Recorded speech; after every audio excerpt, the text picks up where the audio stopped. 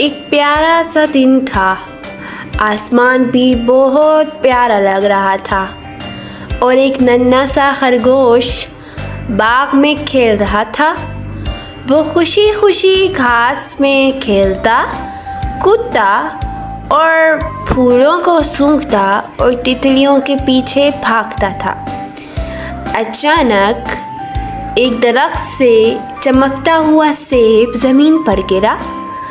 नन्हे खरगोश ने हैरत से सेब को देखा और खुश होकर बोला, वाह कितना खूबसूरत सेब है, लेकिन मुझे पहले इसे धोना चाहिए।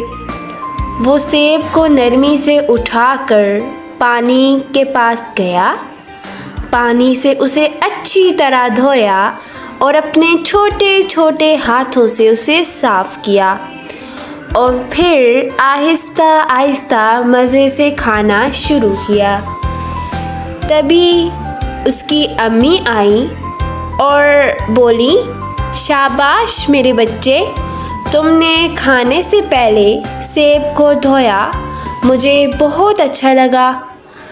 सबक: खाने से पहले फल या सब्जियां धोना बहुत ज़रूरी होता है ताकि हम सेहतमंद रहें।